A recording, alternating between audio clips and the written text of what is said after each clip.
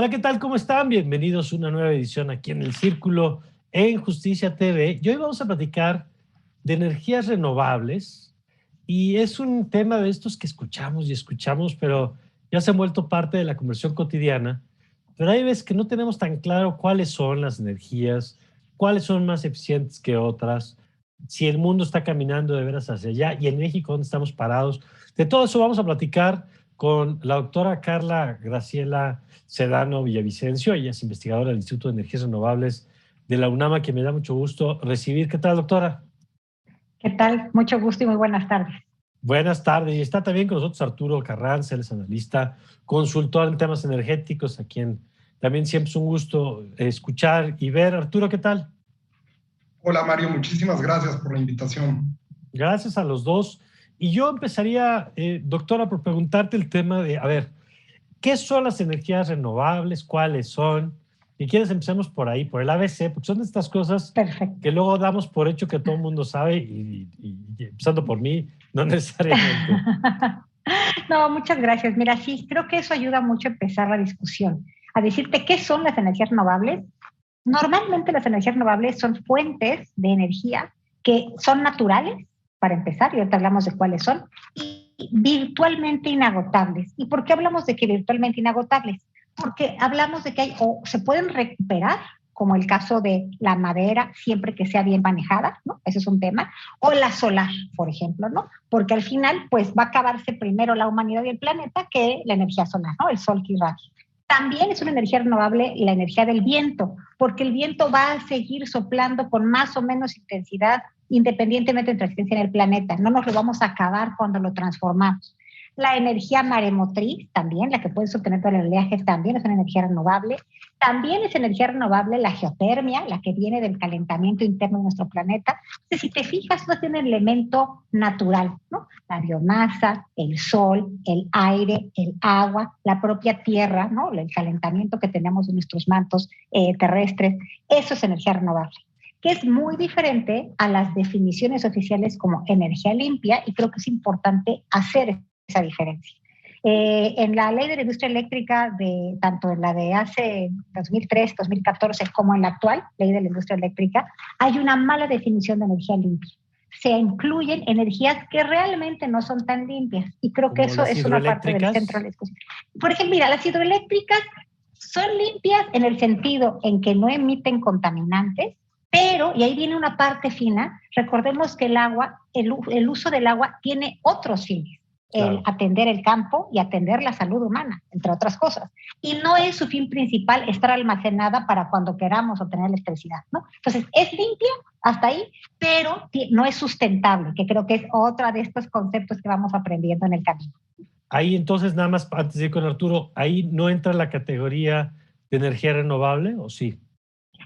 Sí, las hidroeléctricas son renovables porque al final, una vez que la presa se vacía o que baja su nivel, pues se va a seguir llenando eventualmente. El manejo renovable, te digo, es agua, aire.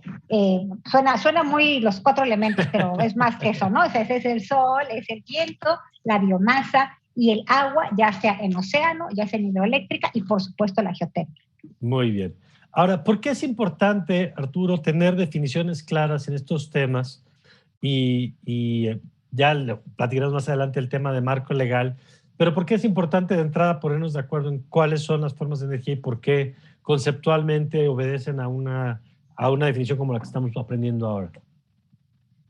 Claro, Mario, para contestar a tu pregunta me gustaría contextualizar la importancia de las energías renovables en la coyuntura actual, que está marcada principalmente por una necesidad de producir energía a partir de fuentes que no afecten el medio ambiente. ¿Y por qué? Porque actualmente el mundo, en términos generales, está atravesando una crisis climática. Mucho de esta crisis climática obedece a la generación de energía eléctrica. En este sentido, Mario, me gustaría comentarles a las amigas y a los amigos que nos están escuchando que 2/3 partes de las emisiones contaminantes a nivel global tienen que ver con las emisiones que se emiten en el sector energético. Y esto principalmente, Mario, es porque aproximadamente el 80% de la energía que se produce a nivel mundial viene de fuentes fósiles, principalmente el petróleo, el carbón y el gas natural. Y en esta lógica, Naciones Unidas ha comentado que si la humanidad aspira a tener viabilidad en un horizonte de corto y mediano plazo, es necesario empezar a concientizar a la gente, a todos los sectores de las actividades económicas, para poder modificar la matriz energética para que cada vez más las energías renovables, principalmente eólica y solar, tengan un peso más determinante en la matriz energética y pasen de participar con aproximadamente el 20% a un incremento sustancial, a fin de cuentas, insisto, para que la humanidad no se exponga al cambio climático, Mario. Así es. Oye, hace poquito, Arturo, hacíamos un programa aquí justamente sobre cambio climático y alimentos, y la verdad es que nos dejaron muy impresionados nuestros invitados con los efectos que está teniendo ya y que va a tener en la producción de alimentos, todo el fenómeno de las sequías por un lado, del problema del manejo del agua por el otro, el tema de los incrementos en los precios derivados justamente de la disminución de producción. O sea, lo que nos jugamos es todo realmente en esto que apuntas de cambiar esta matriz de producción. Y entonces eso me lleva, doctora, a ver, yo quisiera nada más detenernos en estas energías que mencionaba ahorita Arturo. El tema del petróleo, eso creo que nos queda muy claro a todos, que no es renovable porque no se produce más, digamos, conforme lo usamos, lo vamos consumiendo. ¿Qué pasa con el tema del gas que hablaba ahorita Arturo también? Si es la misma lógica exactamente que con el tema del petróleo, y decía el carbón, que es el otro elemento, y como 3 factores además de contaminación, Carlos.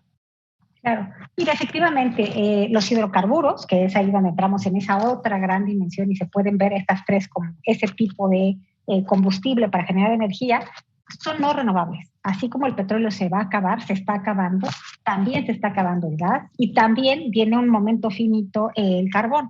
Ahora, aquí quiero ser muy cuidadosa. Así fueran infinitas fuentes de generación de energía, el gran daño que sucede cuando lo quemas, ese es el gran tema. O sea, independientemente, imaginémonos que no se van a acabar nunca, ¿no? Como era la vida hace 40 años, pensábamos que los hidrocarburos eran para siempre. El daño de consumirlos en quema es terrible. Y además es un desperdicio químico bestial. Los hidrocarburos, como el petróleo, son ahora sí que oro, ¿no? Es realmente es un compuesto valiosísimo. El tomarlo y quemarlo para generar energía es el peor uso que podemos hacer del petróleo. Igual que el gas, e igual que en este caso el carbón tiene menos usos, pero aún así hay mejores cosas que podemos hacer con estos elementos que mandarlos y quemarlos y contaminar de la forma en que lo estamos haciendo. Y no solo me imagino mejores usos, sino con menor impacto. Así es. Ok. Ahora, a ver, Arturo, me dejaste un poco deprimido en tu primera intervención, pero no es tu culpa, es culpa de la realidad. Porque cuando dices 80-20, yo francamente pensaba que ya estábamos un poco mejor en la proporción. Pero entonces te pregunto un poco de dónde venimos. Digo, venimos, supongo, el 100% prácticamente de depender de las energías que viene de los hidrocarburos. Pero ¿cómo se ha ido moviendo y cómo ha ido cambiando a nivel planeta? Y luego, si quieres, ya podemos afinar un poco, ya platicaremos de dónde estamos en México parados en este sentido. Pero ¿cómo se ha ido moviendo esta matriz energética de la que hablabas hace unos momentos para entender qué tan lento, qué tan rápido va el proceso de adaptación de estas energías renovables? Claro que sí, Mario. El periodo por darle una definición de transición energética, está muy vinculado a los costos de la producción de la energía a través de estas fuentes. Hablo de los costos que se emplean para generar electricidad, energía a partir de los combustibles fósiles y de los costos que se emplean para generar energía a través de las fuentes renovables. En los últimos años, los costos para generar energía eléctrica a partir de las fuentes renovables se han reducido de manera impresionante, de suerte tal que han logrado ser sumamente competitivas con respecto a las fuentes no renovables que son hoy en día la base de la matriz energética a nivel mundial, porque probablemente tuve que empezar por ahí. Los costos de generar energía a través de fuentes fósiles son más baratos o más accesibles que los costos para generar energía a partir de las renovables. Y de ahí que diferentes sectores económicos utilicen principalmente los fuentes fósiles para generar energía. Hablo principalmente por los costos, que en síntesis son un determinante del despliegue de la utilización de las fuentes diferentes de energía para generar, otra vez valga la redundancia, la energía eléctrica. Déjame darte un dato muy particular. Hace 10 años, las utilidades que generaba la inversión en energía renovable eran 20% menores a lo que hoy generan las utilidades de generar electricidad a partir de fuentes renovables, de acuerdo con la Agencia Internacional de Energía. Esto es, hoy la generación de energía eléctrica a partir de fuentes renovables es un negocio reconocido por la Agencia Internacional de Electricidad, además de que, como ya comentamos, tiene beneficios ambientales y otro tipo de beneficios. Hoy son, en términos económicos, energías o tecnologías que compiten fácilmente con los combustibles fósiles, y de ahí que hoy en día el avance de estas tecnologías renovables se da a pasos agigantados. Valdría la pena comentar, para concluir, Mario, que actualmente la estructura de la matriz energética no nos permite aspirar, o sería ilógico aspirar a suplantar totalmente la generación de energía a partir de fuentes fósiles por energía renovable. No. Hoy en el mundo la aspiración tiene que ver... Por la diferencia de precios. ¿Por qué no? Porque muchos de los negocios, Mario, de la generación de energía, de las cadenas de valor, están vinculadas a los combustibles fósiles. Y hoy en día, hay que reconocerlo, las tecnologías renovables no tienen la capacidad para satisfacer totalmente el consumo de energía a nivel global. Y por ahí la necesidad de balancear la matriz energética de suerte tal que exista, digamos, un equilibrio entre la energía que se genera con fuentes fósiles y la energía renovable. A ver, déjame entonces detenerme en ese, porque me parece muy interesante, Arturo, y vámonos, regresamos con la doctora Sedano. A ver, decía Arturo ahora que la diferencia de costos, porque hay que entender que en buena medida hay una discusión ambiental, hay una discusión ética incluso, y hay una discusión económica, ¿no? Que uno pensaría pues, que siempre lo ético y lo ambiental pues, deberían de pesar mucho en la ecuación, pero sabemos que lo económico sigue siendo uno de los grandes factores, porque además también hay consecuencias, ¿no? El producir alimentos, por ejemplo, el producir la ropa, el producir bienes con energía más cara, pues también tiene impactos en los precios, y eso tiene otro tipo de consecuencias, no solamente es de buena voluntad, sino que también hay impactos ahí. En ese sentido, a ver, ¿cómo se ha movido este tema que decía Arturo, que me parece interesante? Decía, pues antes costaba 20% más caro. ¿Cómo se ha movido esa ecuación? ¿Y qué ha permitido? Si es un tema de avance tecnológico o es un tema de adaptación de mercado, que a la medida en que más lo adaptan reduce costos. ¿Qué explica este movimiento y dónde estamos en el movimiento, digamos, de reducción de costos entre unos y otros? Mira, efectivamente, una de las grandes ventajas es que el costo unificado de energía, que tiene que ver con lo que nos cuesta desde la inversión, la operación y la disposición de un sistema que genera energía, ya todas las renovables están en los rangos de la tecnología de hidrocarburos. Y cuando digo todas las renovables, me voy desde la eólica, la solar fotovoltaica e incluso las que tecnológicamente están avanzadas como solar de concentración. O sea, que es como la más cara que existe, porque es otra forma de manejar el sol, es distinta, pero hasta la que es la más cara y la menos, como bien dices, avanzada tecnológicamente, ya está en el rango de los hidrocarburos. ¿Y esto porque efectivamente es el tema tecnológico? Los que somos del área de electrónica sabemos que está la ley de Moore, y la ley de Moore nos dice que cada 2 años se reduce a la mitad los costos básicos, más o menos, de los electrónicos. Y esa es una parte fundamental. La eólica tiene gran parte es electrónica, porque están moviendo, ¿no? Hay eléctrica, electrónica, tenemos semiconductores en los paneles fotovoltaicos. Entonces, esa reducción de los costos en los materiales y la forma en la que estamos monitorizando y eficientando tecnología hace que cada vez haga más sentido invertir en tecnologías de energía renovable. Incluso una cosa que es interesante también, la mano de obra. La industria que da mejores y más cantidad de empleos sustentables también es la de las energías renovables. Entonces, esos elementos que dices que hay que tomar en contrapeso, pues ya no es un problema tecnológico, ya no es un problema económico, no es un problema de talento y tampoco es un problema financiero, porque también lo que era difícil antes era ver quién te financiaba una instalación para tener 20 o 25 años de vida. Ya no. Ya existen los instrumentos, ya existe la bancabilidad de los proyectos que le hace sentido a esa industria que está conservadora, que es la financiera, y que ya cree en las energías renovables. Entonces, realmente, hasta ahorita, pareciera que ya están resueltas todas las barreras que podía tener la introducción al mercado de estas energías renovables, y en lo práctico, lo técnico, lo social y ambiental y lo económico ya están resueltas. Ok. Por cierto, una duda, Carla, nada más que me quedó. ¿El tema de la energía nuclear dónde entra? Mira, la energía nuclear en estricto sentido no es renovable porque el uranio enriquecido al final pues también es un combustible que se va a acabar, entonces renovable no es. Hay gente que le llama limpia porque la reacción que se hace en los reactores nucleares sí genera un contaminante, pero ese contaminante se entierra a profundidades importantes y con cierta seguridad se espera que no cause daño. Entonces, quienes somos más puristas en el tema renovable, decimos no es renovable y tampoco es tan limpia porque esos residuos sí son muy peligrosos, tienen un potencial importante que hay que cuidar y hay un extra más.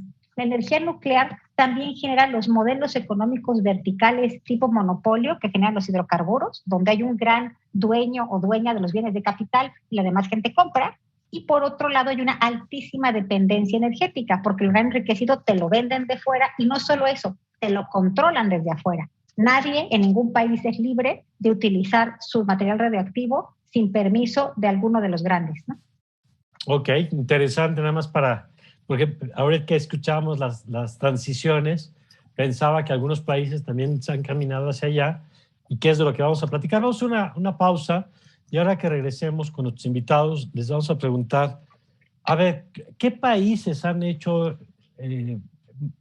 a mayor velocidad y de mejor manera la transición? Y los que más avanzados están, ¿en dónde se encuentran en este momento? Y ya luego platicaremos, por supuesto, de dónde estamos parados como país en este tema. Pero vamos a una pausa, es muy breve, ya lo sabe, y enseguida regresamos con más aquí en El Círculo en Justicia TV.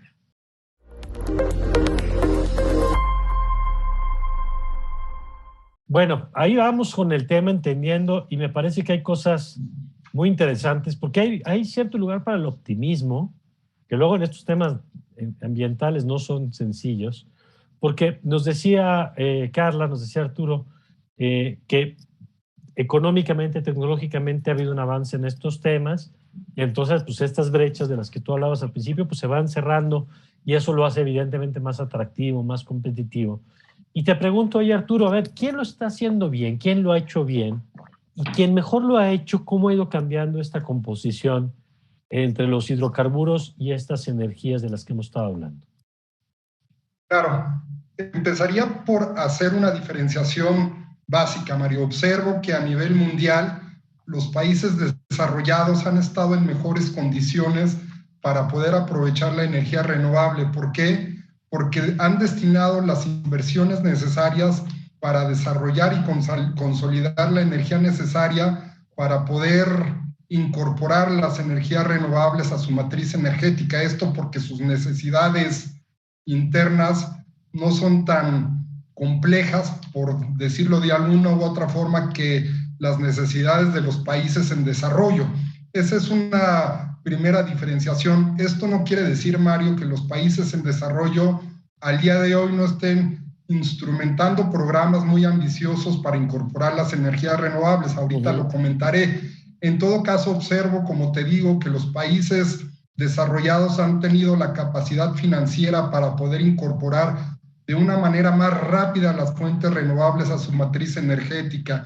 ¿Y por qué? Porque el tema tecnológico juega un papel determinante, Mario. Cuando hablamos de energías renovables, tenemos que tomar en cuenta que estas energías tienen características muy particulares. Principalmente toco o pongo sobre la mesa la característica de su variación. ¿Esto qué quiere decir? Que las energías renovables, por sus características, pienso en la energía solar, no se puede aprovechar todo el día o no se puede aprovechar de manera eficiente todo el día. Si no hay tecnología, no la puedes aprovechar de manera completa todo el día. O el viento, como no sopla todo el día, no lo puedes aprovechar de una manera más eficiente, como sí puedes aprovechar las fuentes fósiles. Y en este sentido, las inversiones que se destinan al desarrollo tecnológico permiten que la incorporación de estas energías, ya lo comenté, se haga de una manera más acelerada. Eso es una primera condicionante, Mario, pero observo en este sentido, por ejemplo,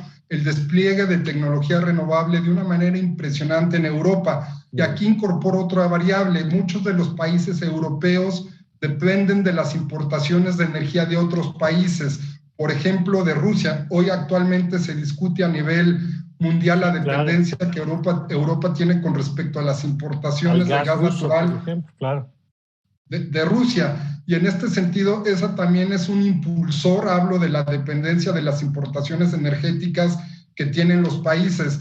Muchos países como México, que tienen la posibilidad en alguna u otra medida de satisfacer su consumo a partir de la producción interna, pues no tienen este incentivo y por eso no avanzan de una manera más acelerada que lo hacen otros países. Habiendo dicho esto, yo observo, Mario, por ejemplo, que China hoy en día es uno de los principales impulsores de las tecnologías renovables. Tienen un programa muy ambicioso en el país asiático de generación solar. Y es interesante esto que dice Arturo, perdón que te interrumpa, pero porque hablamos de una de las economías, pues de la 1, de la 2, y de la 1, de la 2 en contaminación también. O sea, no es poca cosa que estén discutiendo ese tema. El otro día, justamente que hablábamos de este tema, veíamos que México era el emisor con el 1%, a nivel un poco más, ¿no? Del nivel del planeta de emisiones. Seguramente comparado con China, pues es una potencia que aquí sí juega, y el que si ellos cambian su matriz sí tiene consecuencias para el resto del planeta. Desde luego, y tan lo tienen que estos programas para dejar de depender de las importaciones energéticas han modificado la demanda y la oferta energética a nivel mundial. Y para concluir, Mario, yo observo también un caso muy particular en la región de Latinoamérica. Muchos países al día de hoy están instrumentando programas de fomento a las energías renovables muy ambiciosos y muy interesantes. Pienso en el caso de Chile, pienso en el caso de Colombia, en el caso de Argentina, que tienen políticas públicas para incentivar las energías renovables y que al día de hoy están atrayendo la atención y el interés de los inversionistas. ¿Esto valdría la pena? Lo están haciendo a costa de lo que están dejando de hacer otros países, Mario. Nada más te faltó ¿me estás oyendo, México? Porque sospecho que no estamos haciendo esa tarea.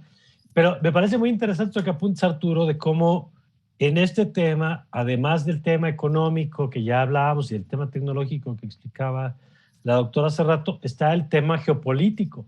Y en este caso, bueno, pues en el caso europeo que apuntabas, pues parece que se alinean a favor del planeta, digamos, el tema de los intereses geopolíticos con el tema de la producción.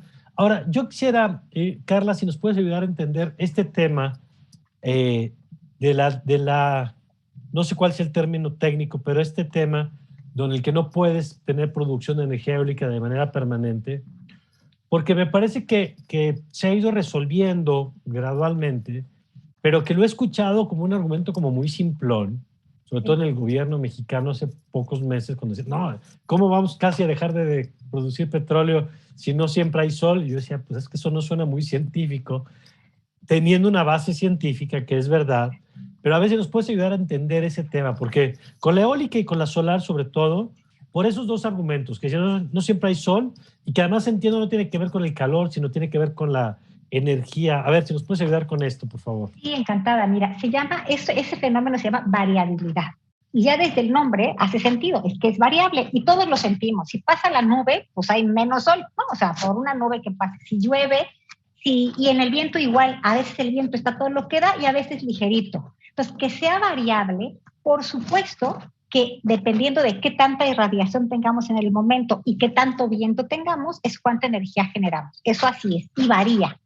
Pero es muy diferente decir variabilidad a decir intermitencia. El término que le gusta mucho al gobierno federal decir, y además ya lo pusieron en la definición de la nueva ley, es intermitencia. Y ahí hay un error. Sí hay energías intermitentes. La nuclear es súper intermitente. ¿Por qué? Porque la intermitencia es un paro abrupto y sin avisar de generación energética. Entonces, cuando hay una bronca en un reactor, ¿la paran o la paran? Porque no te puedes dar el lujo de esperarte a ver si el reactor se controla solito. Lo mismo pasa con el problema del gas. Cuando se están calentando demasiado las turbinas, vas a un paro total.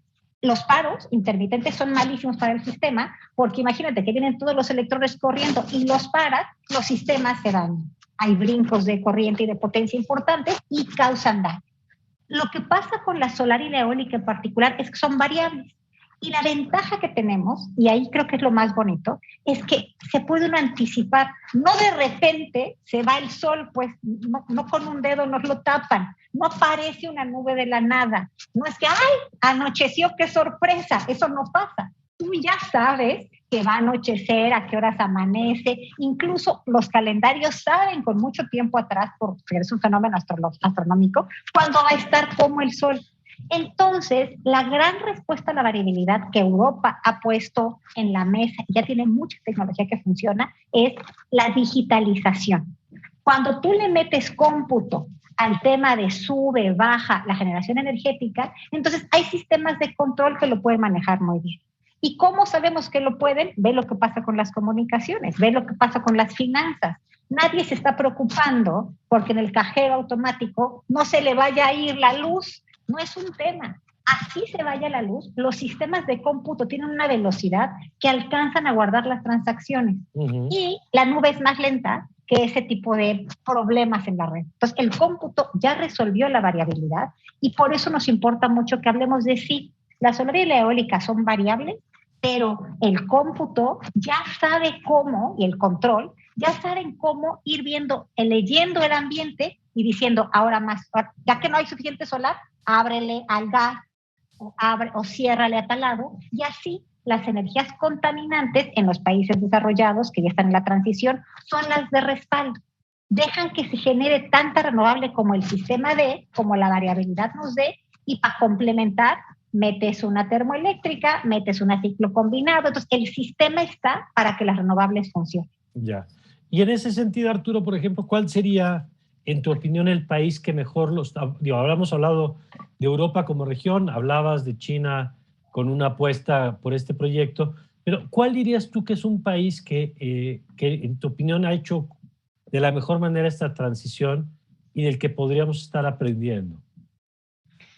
En términos generales, Mario, yo otra vez, perdón que le dé un poco la vuelta a tu pregunta, creo que como región Europa está haciendo un papel muy importante para incorporar las renovables a sus sistemas energéticos. Aquí me gustaría sumar un caso adicional a lo que estamos comentando. No hay que olvidar que para poder incorporar y utilizar la energía renovable también tenemos que pensar en las redes eléctricas. Esto es, no basta solamente con la forma en que se genera la energía eléctrica, sino la forma en que se transmite, en que se distribuye esa energía, en la forma en que se lleva de los centros de donde se produce a los centros en que se consume. Oye, y déjame agregar, perdón, Arturo, nada más una pregunta. El tema del almacenaje, ¿se puede, no se puede? Y también, ¿cómo juega en esto que estás explicando? Justamente va mi comentario en este mismo sentido. Muchos países, Mario, han avanzado de manera muy interesante en la generación de energía renovable, pero también han avanzado en esta parte porque tienen redes eléctricas fuertes que permiten incorporar este tipo de energías, digamos, otra vez a sus sistemas energéticos. Y para incorporar las fuentes renovables, uno de los eslabones o de las piezas claves tiene que ver con las baterías de almacenamiento, Mario. Esto es permitir que la energía que se genera por el viento o por el sol se almacene en baterías de almacenamiento para reducir la variabilidad de estas mismas fuentes, y en ese mismo sentido las redes eléctricas nos exponen a problemas técnicos producto de estas características de la variabilidad que estamos comentando. En síntesis, creo que para poder incorporar la energía renovable también hay que pensar en el fortalecimiento de las redes eléctricas, y Europa en este mismo sentido, ya te comento, ha hecho un gran esfuerzo para avanzar de manera decidida en el almacenamiento de energía para reducir la variabilidad de las mismas. A ver, y ahí, Carla, tecnológicamente, ¿qué tanto hemos avanzado en eso? Digo, a mí me viene a la mente un ejemplo literalmente muy casero, porque es de un amigo en el estado de Texas, en los Estados Unidos, que no solamente tiene celdas solares, sino que tiene ya unas pilas en su casa, literalmente unas pilas como las que podíamos imaginar, de cuadradas, nada más que versión casa de gigante, ¿no? Y que le permite justamente administrar esto que decía ahora Arturo, no solamente cuando produce, sino cuando no produce, y poder tener reservas y luego poder interactuar, como explicaban ustedes, cuando no hay las reservas con el sistema de distribución. ¿Qué tanto tecnológicamente hemos avanzado en esos dos rubros en el que apuntaba Arturo, de la distribución y en el tema del almacenaje? Mira, muchísimo, porque este almacenamiento electroquímico, que es el que conocemos y que tanto se habla del litio, también ahora que está de moda el asunto del litio, efectivamente se han logrado baterías muy eficientes y además de muy larga vida. O sea, las baterías para este tipo de aplicaciones no son como las de nuestra unidad de respaldo de 2 años, ¿no? Son baterías que no solo están grandes, porque obviamente esta cantidad de energía es grande, pero además te duran 10, 15, hasta 30 años se dan de garantía de las baterías. Entonces, sí ha avanzado mucho. Por supuesto que una que te dure 30, pues te va a costar más que una que te dure 10, pero ahí es donde está la clave. Es tecnología que ya tiene esta fortaleza, y viene esta tecnología desde, por supuesto, la parte electroquímica, pero más importante, como comentaba Arturo, esto del tema del control de estos elementos. Toda la parte de la electrónica, toda la parte del cómputo que hace que gestiones mejor el uso del almacenamiento. Y esto es un almacenamiento electroquímico, porque hay otros tipos de almacenamiento. Hay almacenamientos químicos, hay almacenamientos incluso físicos, porque depende de qué estemos hablando. Entonces, hay una presa, la hidroeléctrica, al final es un almacén de energía, nada más que es físico. Es el agua ahí, al tope, en un montón, le abres y ¡pum!, sale la energía. Incluso los temas de electromovilidad, cada vez que pensemos más en el automóvil, también se va a ver el automóvil como una batería. Al final tiene baterías, y depende de dónde se mueve el automóvil, nos va a permitir gestionar almacenamiento dinámico, por decir así. Entonces, viene una época muy bonita de gestión energética, y ahí quiero yo añadir la importancia de las personas como parte de los sistemas energéticos. Hay que entender que cuando entramos a la revolución energética y a la transición, las personas somos parte del sistema energético. Y eso es algo en lo que tenemos que trabajar, porque entre mejores utilizadores de energía seamos, pues mejor sistema energético vamos a tener. Claro. Me parece muy importante. A ver, entonces, Arturo, complementando esto, lo que entiendo, por lo que le estoy escuchando, es que sí que obedece a factores sociales, económicos, incluso diría hasta culturales, ¿no? Hay países como México que le tiene históricamente un aprecio al petróleo que forma parte casi del ADN mexicano, y nos lo han contado tantas veces, la expropiación petrolera y Pemex en el altar laico, ¿no? Como símbolos y presidentes que nos han dicho que el petróleo nos iba a llevar al primer. En fin, hay una serie de factores que tienen que ver desde históricos y culturales con nuestra relación con los tipos de energía. Pero la gran noticia entonces, Arturo, es que el avance de las últimas décadas en términos tecnológicos, pues es que ha cortado la brecha a pasos muy acelerados, y hoy te pregunto, ¿qué tanto económicamente, qué tan costoso, digamos, es el desarrollo de la infraestructura hoy para desarrollar, aprovechar esto que ustedes han estado platicando? Es decir, porque sabemos que a final de cuentas también una tecnología, uno de los factores de su implementación es el costo, ¿no?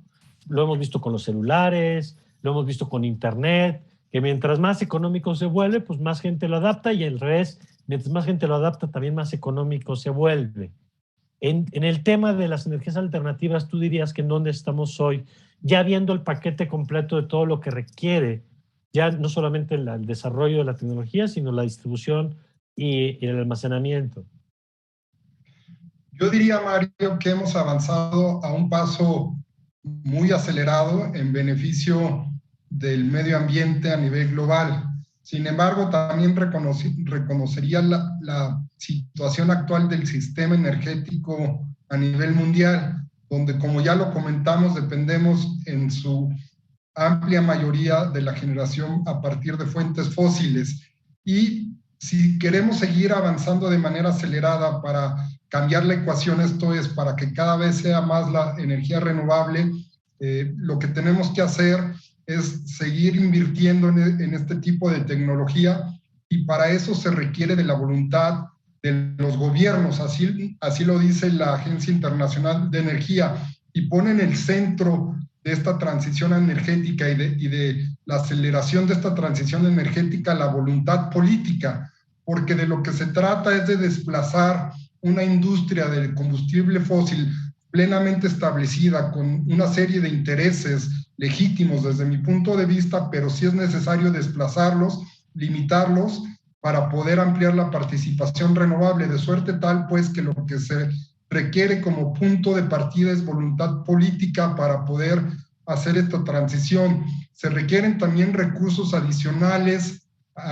para invertir en una mejor tecnología que permita reducir las características de estas energías renovables, para reducir los costos aún más de generación de energía renovable. Se requiere desde luego de la participación social, ya lo comentaba la doctora Sedano, en el sentido de que hay que entender que la transición energética no depende de un solo actor, esto es, no depende de un gobierno, sino de la participación social, colectiva, para poder hacer un mejor uso de la energía que se está generando y que se está consumiendo. En fin, Mario, son una serie de factores que se requieren, pero yo puntualizaría en este sentido la voluntad política. Muy, muy claro. Bueno, vamos a hacer un último corte, y ahora que regresemos, vamos a ver cómo andamos de voluntad política y ver dónde estamos parados en México, porque yo he escuchado, bueno, primero que no estamos en un buen momento, pero que veníamos en una trayectoria correcta, y bueno, es un debate muy ideologizado, que se ha vuelto lamentablemente más de filias y fobias que técnico, y aquí no nos vamos a meter a las filias y fobias, vamos a ver los datos que decían, en dónde estamos parados hoy y, en opinión de nuestros invitados, hacia dónde estamos como país generando los incentivos, ¿no? ¿Dónde estamos poniendo la zanahoria y el garrote? Hay quien dice que estamos en el sentido contrario.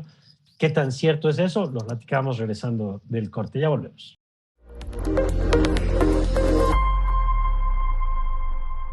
Estamos de vuelta y doctora Sedano, a ver, ¿en dónde estábamos en México? Porque de veras, entre tanto ruido político, de pronto parece que es un acto de simpatías o antipatías, y no es así.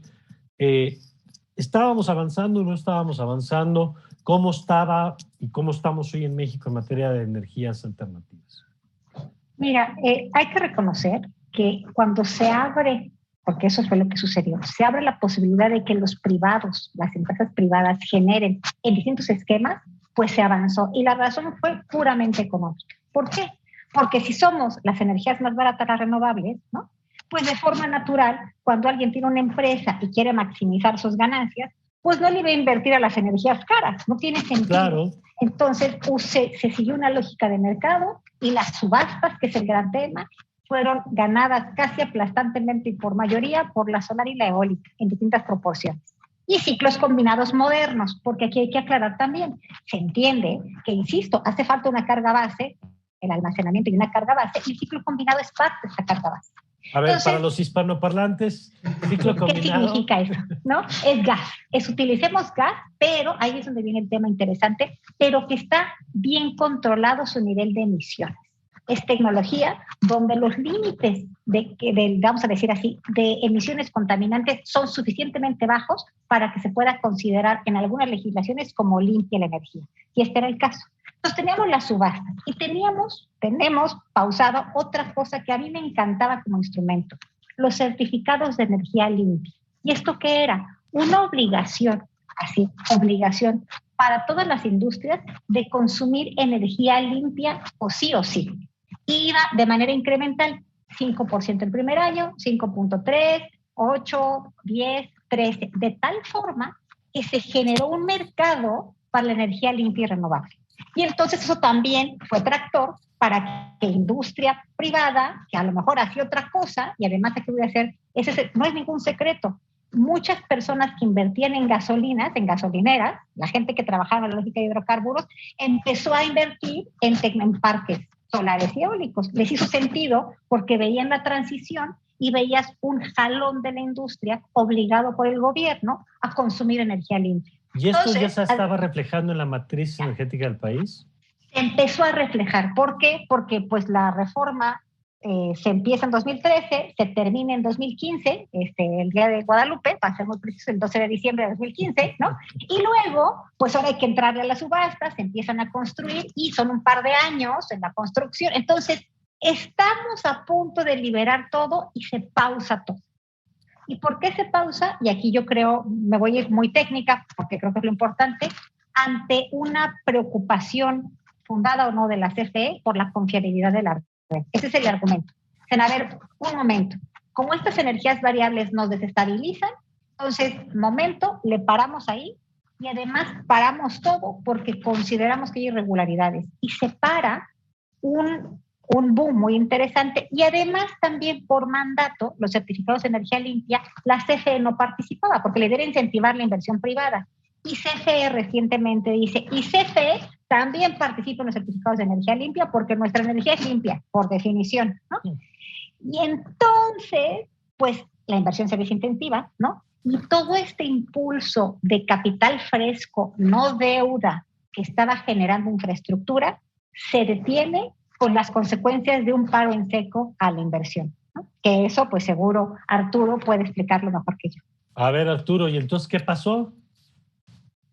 Bueno, pasó en lo que estamos al día de hoy un poco, Mario, que es que la decisión de una serie, de la instrumentación de una política energética que tiene como uno de sus pilares el fortalecimiento de la Comisión Federal de Electricidad, ha pausado la generación de energía eléctrica a partir de fuentes renovables, socavando desde mi punto de vista una transición energética que venía consolidándose, afectando pues esta transición energética. En el fondo, mi crítica tiene que ver con el ritmo de implementación de la transición energética.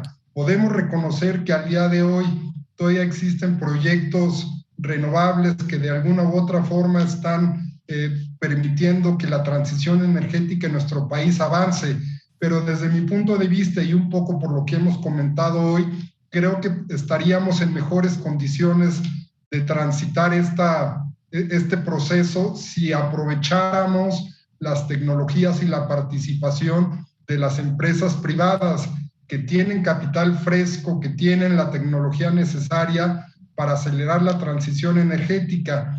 Yo entiendo perfectamente que este gobierno busque fortalecer a la Comisión Federal de Electricidad. Entiendo perfectamente que el programa de ampliación de energía eléctrica de la Comisión Federal de Electricidad esté sustentado en la ampliación de las centrales de ciclo combinado. ¿Por qué lo entiendo? Porque estamos aprovechando el gas natural de Estados Unidos, que en términos de precios es muy competitivo. Lo que me resulta un poco complejo de entender es que en el futuro próximo la demanda energética en México va a crecer a pasos acelerados. Y si el gobierno no complementa la participación de la CFE con la generación eléctrica, no vamos a estar en condiciones de poder satisfacer ese incremento de la demanda energética esperada en los próximos años. Pero sobre todo no vamos a estar en condiciones de satisfacerla a partir de las tecnologías que ya existen y que, como ya hemos comentado, son económicamente más eficientes y mucho más amigables con el planeta. Estaríamos, en síntesis, dejando pasar una oportunidad que otros países de la región de América Latina están aprovechando, Mario.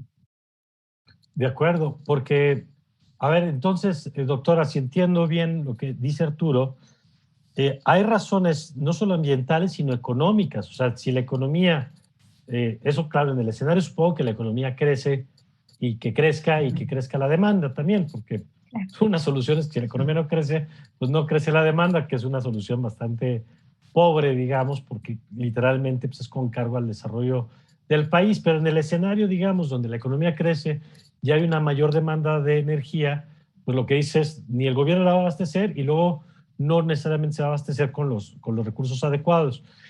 Pero entonces, para decirlo claro, doctora, con la política actual, porque al final de cuentas ni se aprobó la reforma, pero entiendo que no se aprobó la reforma, pero todo este tema del marco regulatorio que teníamos en los hechos se ha desmantelado, ¿no? El tema de las subastas, el tema de los organismos autónomos, el tema de los permisos, pareciera que hay por la vía de los hechos, aunque no necesariamente por vía de la reforma legal, sino por la vía de los hechos, pues un freno de mano a lo que se venía haciendo. Los incentivos, la pregunta es, ¿hoy tenemos incentivos puestos para que crezcan las energías limpias en el país o no? Y en todo caso, porque ustedes decían hace rato que no dependía nada más del gobierno, pero me imagino que quien establece al final de cuentas los incentivos o no, pues es la política pública, ¿no? Sí, mira, tu pregunta es clara y precisa y te voy a contestar de dos maneras. La primera es incentivos a nivel federal para esta lógica de grandes plantas renovables, variables, no hay. O sea, eso es un hecho. No vamos aquí a decir qué medio hay, no hay. Pero sí hay para lo que se conoce como generación distribuida.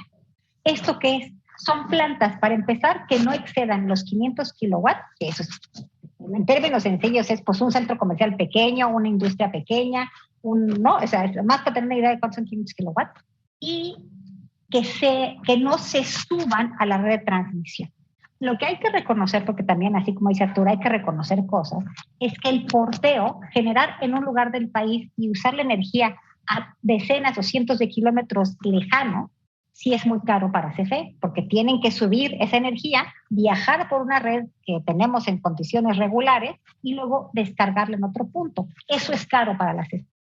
Y en el marco regulatorio anterior no se reconocía ese costo.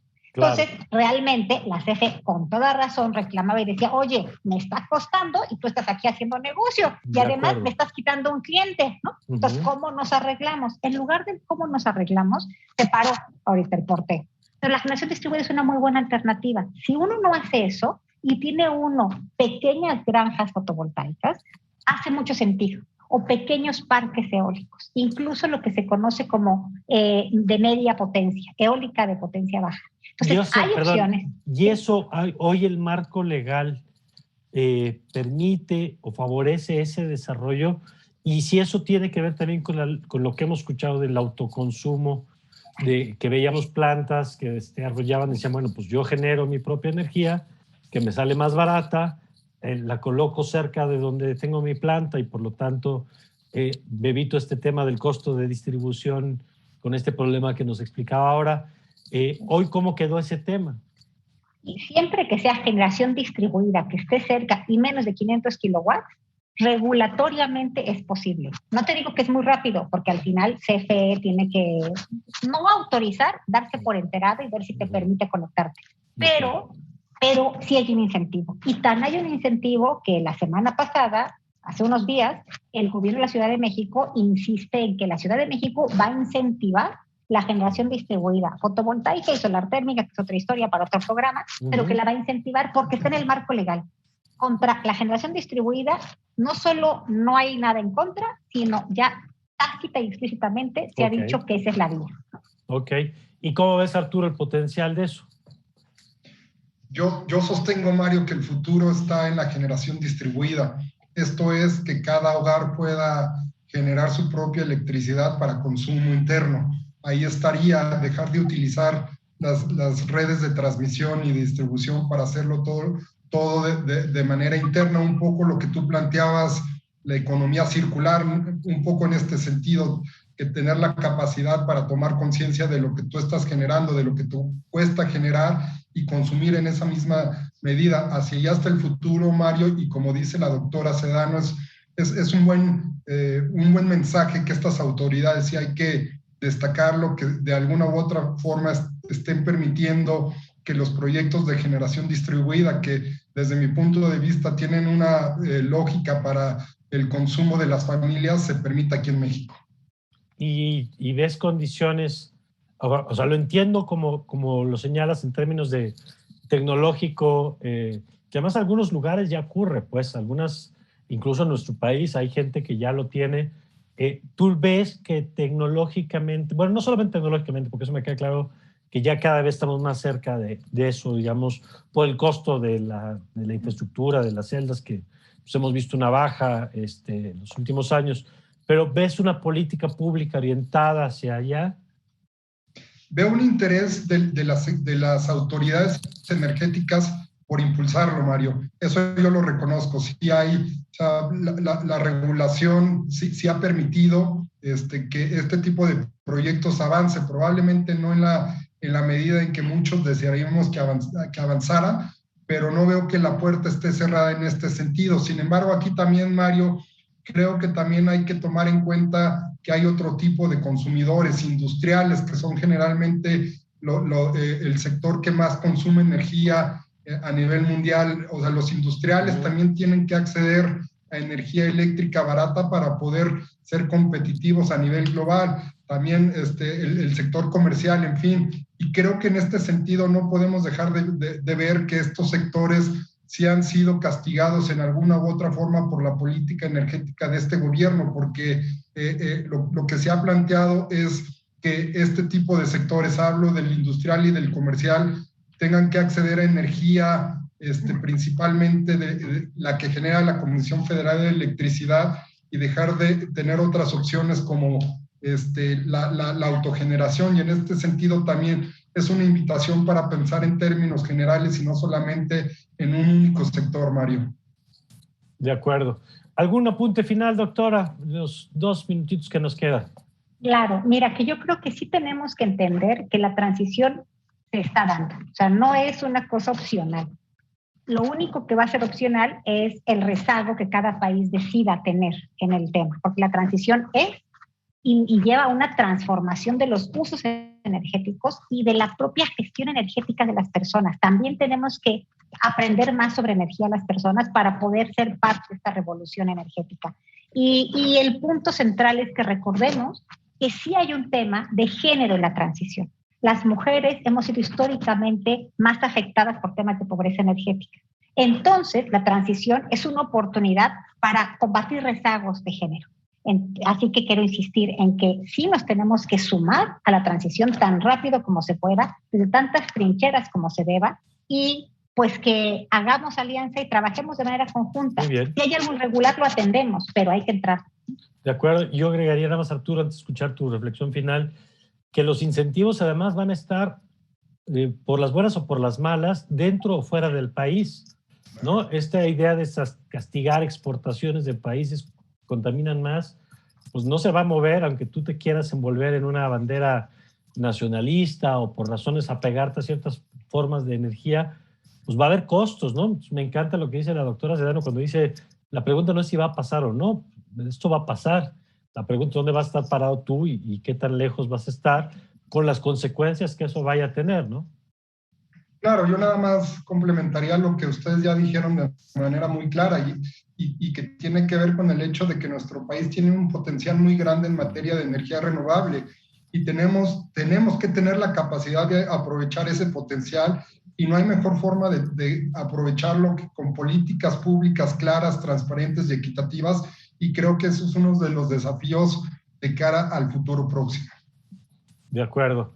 Pues yo les quiero agradecer a los dos, de veras hemos aprendido, por lo menos yo aprendí un montón, y además con gran sencillez temas tan complejos, técnicos, y nos han ayudado a entender muy bien. Me encanta cuando decía la doctora hace rato, todos tenemos que aprender estos temas. Bueno, pues para eso necesitamos especialistas como ustedes que nos lo hagan tan accesible. Así que gracias a los dos. Arturo, como siempre, gracias. Gracias, Mario, por la invitación. Doctora Sedano, muchas gracias. Un gusto, encantada. Gracias a los dos y gracias a usted por habernos acompañado una vez más aquí en El Círculo. Le invito a que continúe con nuestra programación aquí en Justicia TV. Yo soy Mario Campos y le deseo, como siempre, que tenga usted un magnífico